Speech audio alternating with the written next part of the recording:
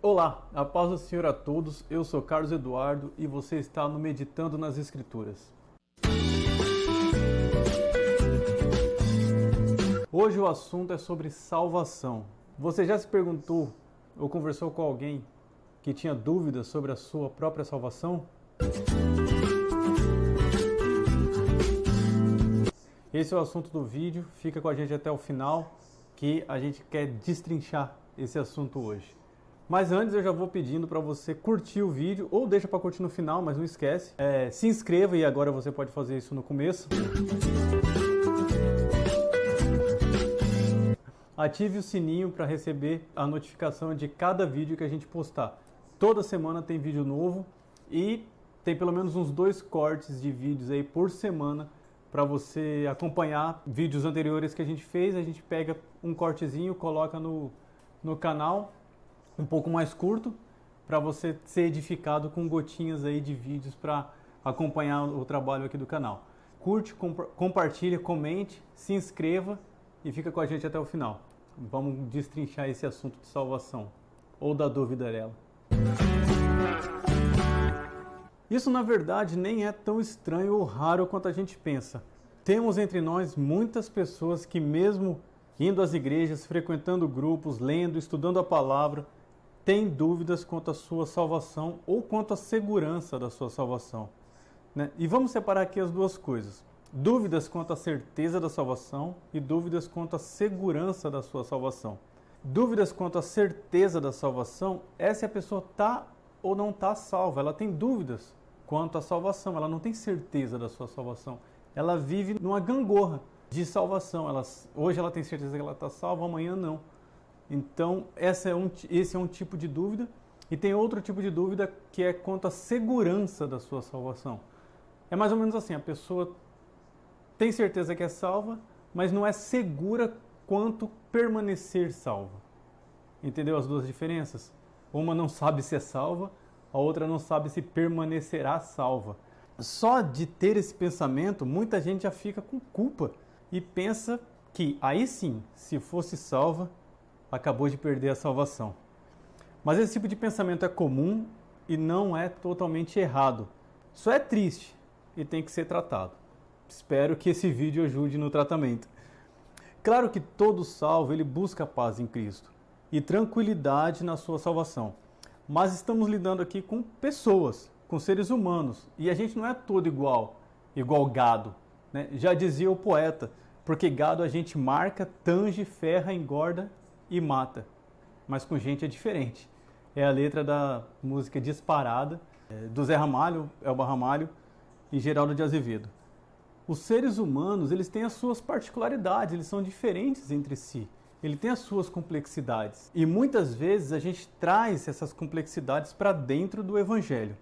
E aqui a gente é tratado por Deus através da palavra, através do Espírito Santo e através dos irmãos da nossa comunidade. Esse tratamento é feito por Deus e, de alguma forma, o homem tem suas responsabilidades, o que pode fazer o processo menos ou mais doloroso, longo e produtivo.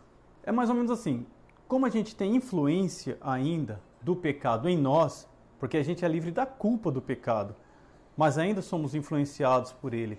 Por vezes, somos indisciplinados, relapsos, lentos, irreverentes, não somos aplicados como deveríamos nas nossas disciplinas espirituais, no nosso relacionamento com o nosso Salvador. E nesse processo ficamos com culpa, remorso, peso na consciência. Por fim, dúvida quanto à nossa salvação, por conta desse comportamento que nem sempre é tão disciplinado quanto deveria ser, por conta de todas essas complexidades que pode sim desaguar em um comportamento um pouco mais complicado dentro do Evangelho. Por um motivo ou por outro, Paulo nos alerta e nos ensina a nos avaliar o tempo todo sobre a nossa caminhada na fé. Na primeira carta aos Coríntios, no capítulo 15 e no versículo 2, e o capítulo 15 é um capítulo muito importante da carta aos Coríntios, Paulo diz o seguinte: pelo qual também sois salvos, se o retiverdes, tal como vos tenho anunciado, se não é que crestes em vão. Em outra parte, E agora, na segunda carta aos Coríntios, no capítulo 13 e no versículo 5, Paulo ensina o seguinte: examinai-vos a vós mesmos, se realmente estáis na fé. Provai-vos a vós mesmos. Ou não reconheceis que Jesus Cristo está em vós? Se não é, que já estáis reprovados. E também em Filipenses, capítulo 2, versículo 14 e 16, Paulo fala assim, ó: fazei todas as coisas sem murmuração, nem contendas, para que sejais irrepreensíveis e sinceros, filhos de Deus, inculpáveis no meio de uma geração corrompida e perversa, entre a qual resplandeceis como astros no mundo, retendo a palavra da vida, para que no dia de Cristo possa gloriar-me de não ter corrido nem trabalhado em vão. Paulo fala até do seu próprio trabalho nesse ensinamento aqui aos Filipenses. E a gente não pode esquecer o texto da ceia, que Paulo ensina o seguinte, em 1 Coríntios capítulo 11, versículo 28. Examine-se, pois, o homem a si mesmo, e assim coma deste pão e beba deste cálice. Em todas essas passagens, Paulo está ensinando os leitores a examinarem-se, a olharem para si e verem se não estão fraquejando na caminhada, se estão se comportando de modo a glorificar o Senhor, se estão na fé, de fato, se estão sendo humildes e trabalhando para ter uma salvação visível ao mundo. Paulo não precisaria falar tanta coisa a respeito da fé e da demonstração da fé e da segurança da fé, do testemunho até, né, e da relação consigo mesmo, enquanto salvos, se todos os crentes fossem impecáveis. Se todos os crentes fossem perfeitos, Paulo não precisaria ministrar esse tipo de palavra para os irmãos. Se há uma doutrina na Bíblia, ou uma instrução de um apóstolo em determinada direção, podemos concluir que essa direção pode ser possível, né? Ou pelo menos seria trilhada se não fosse repreendida. Então temos aqui pessoas normais que foram resgatadas por Cristo, que continuam sendo seres humanos, que têm suas complexidades, mesmo crendo em Jesus, e um apóstolo discipulando esses crentes a permanecerem firmes na fé e como viverem como salvos em Cristo e por causa de Cristo. E é aqui que podemos ter alguns problemas. Onde está baseada a certeza da nossa salvação? É o seguinte, a gente tem que estabelecer no nosso coração e na nossa mente que o que nos salva e nos mantém salvo é a fé em Cristo, na pessoa dele e na obra dele na cruz do Calvário. Nossa salvação não está baseada na força da nossa fé, mas no objeto da nossa fé. Alguns defendem que pelos nossos atos teremos nossa salvação garantida. Outros defendem que nossos atos só revelam nossa salvação.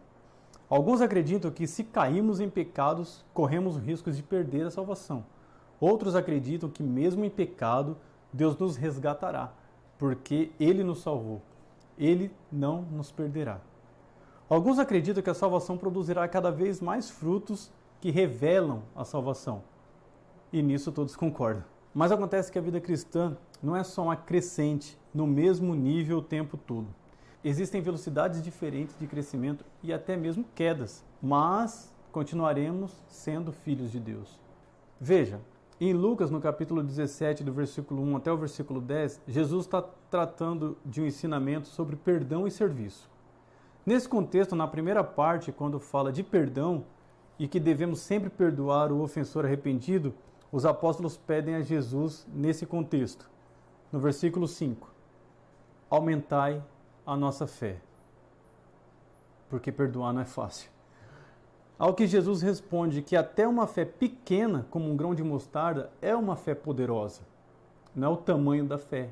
E em Marcos capítulo 9, do 14 até o 32, vemos Jesus expulsar o demônio de um menino, de um jovem. Antes disso, o pai do jovem diz: se podes, ajuda-nos. Jesus responde: tudo é possível ao que crê. E o pai pede: eu creio. Ajuda-me a vencer a minha falta de fé. Para quem não sabe, essa passagem é logo após Jesus descer do Monte da Transfiguração. Os apóstolos estavam sozinhos lá embaixo, né? O pai do garoto foi a Jesus crendo que ele o ajudaria, mas só encontrou os discípulos, que não conseguiram expulsar o demônio, o que pode ter abalado a confiança do pai. Tanto que ao ver Jesus, ele disse, se podes. Ele foi confiante, mas depois disso, ele disse, se podes. Diante da resposta de Jesus, a confiança do pai é restabelecida. Ele fala, eu creio. Circunstâncias abalaram aquele homem. Nós também passamos por dificuldade que pode abalar a nossa fé, que pode abalar a nossa caminhada, que pode abalar a nossa confiança. E veja, esse homem passou por dificuldades com os apóstolos de Jesus Cristo. Esses exemplos, tanto dos apóstolos pedindo para aumentar a fé, quanto do pai pedindo ajuda na falta de fé, nos ensina como orar e pedir ao Senhor, que nos orienta, nos fortalece e nos faz olhar para o que se deve, que é o próprio Jesus Cristo. Não é porque vacilamos ou estamos fracos que estamos perdidos eternamente. Não somos salvos pelas obras e não nos mantemos salvos por causa das obras. Não somos salvos por nossa própria causa, mas somos salvos apesar de quem nós somos. Jesus não olhou para nós e viu pessoas dignas por quem valia a pena morrer. Paulo diz em Romanos 5,8 que Jesus morreu por nós, sendo nós ainda pecadores. Sem obras nossas, apenas a obra de Cristo e a sua misericórdia. No capítulo 6 de João, há 5 passagens que eu acho interessante a gente olhar hoje aqui. No versículo 27, trabalhai pela vida eterna, a qual o Filho do Homem dará, porque Deus, o Pai, o marcou com seu selo. No versículo 37, Jesus diz o seguinte, todo aquele que o Pai me dá, virá a mim, e o que vem a mim, de maneira nenhuma lançarei fora. No versículo 44, ninguém vem a mim se o Pai não o trouxer, e eu o ressuscitarei no último dia.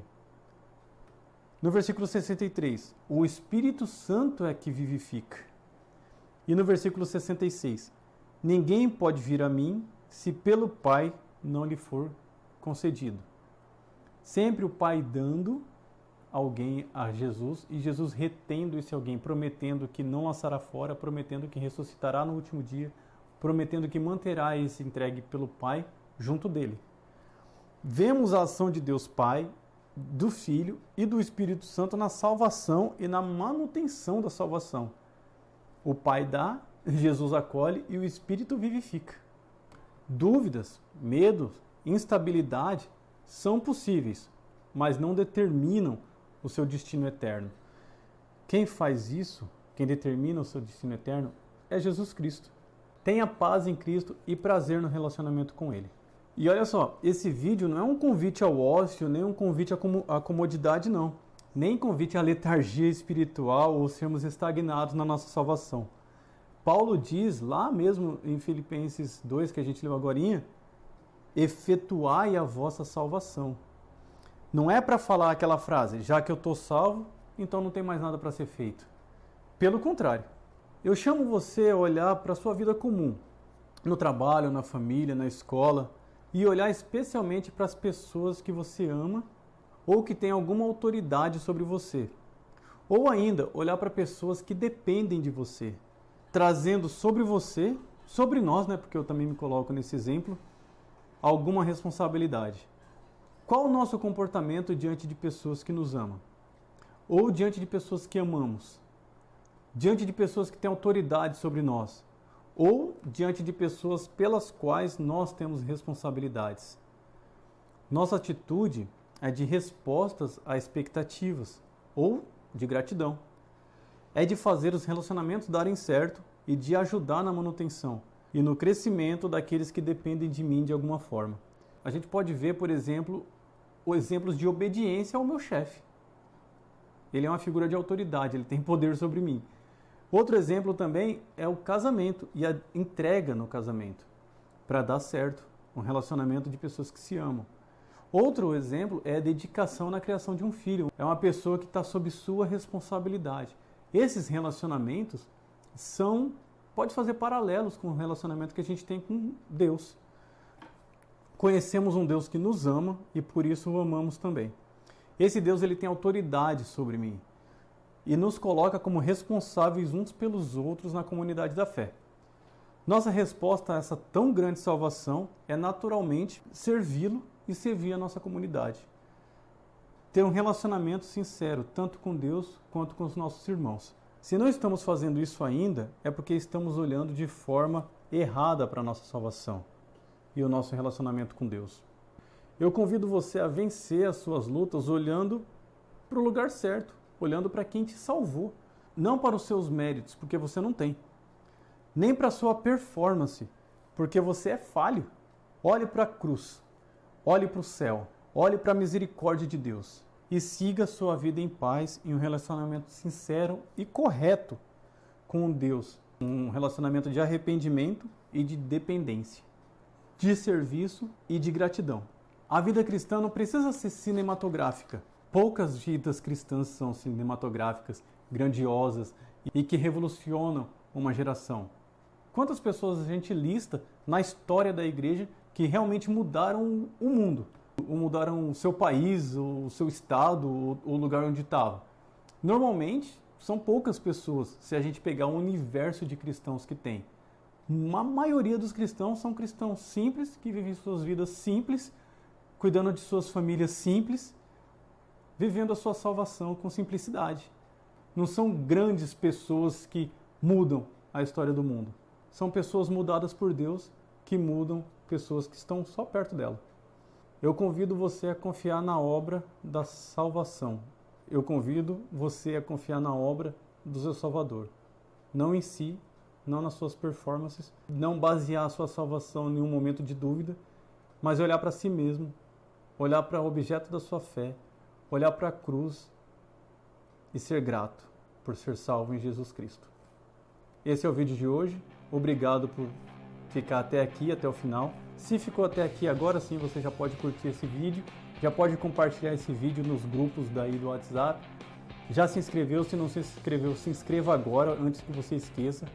Veja outros vídeos no canal, tem muito vídeo sobre salvação, sobre graça, sobre fé, sobre reino de Deus. Tem uma infinidade de vídeos sobre isso. Viaja, fique à vontade no canal para ver quantos vídeos você quiser.